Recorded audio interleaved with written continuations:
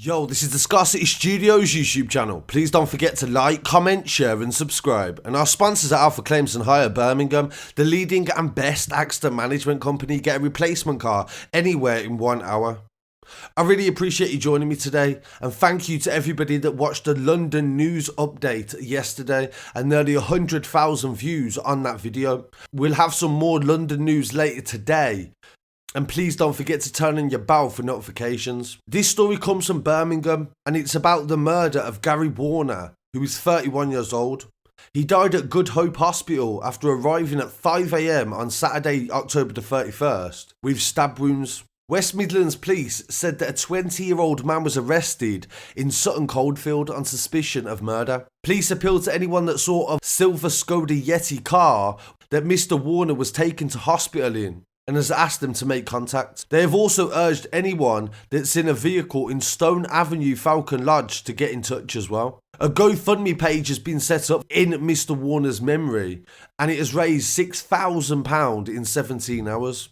A police statement said that a murder investigation was launched after a man attended hospital in the early hours of the morning on the 31st. So he travelled to hospital, but they believe the incident occurred on Stone Avenue in Falcon Lodge.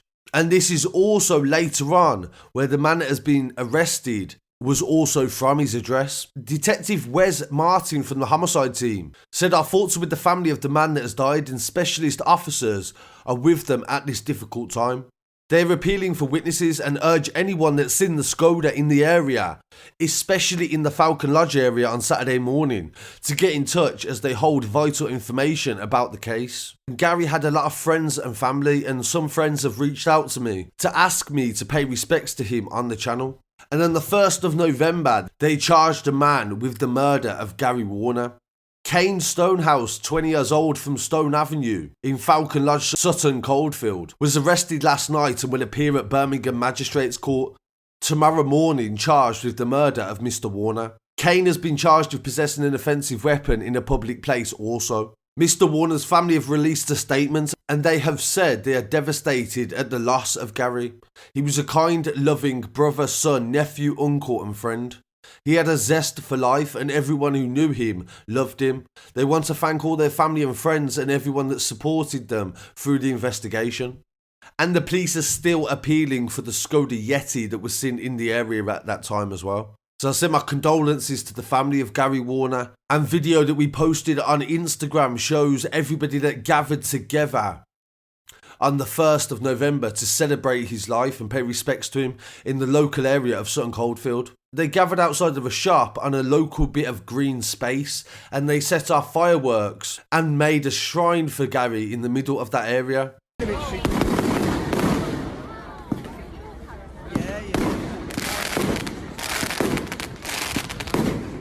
But it has since emerged that on the 2nd of November, the council cleared up his memorial. Friends have told us the shrine, containing floral tributes, pictures, balloons and fairy lights, was created on a wooden table with a candlelit vigil on Churchill Road in Falcon Lodge. Hours later, many other items were removed, they said, only flowers and balloons remaining.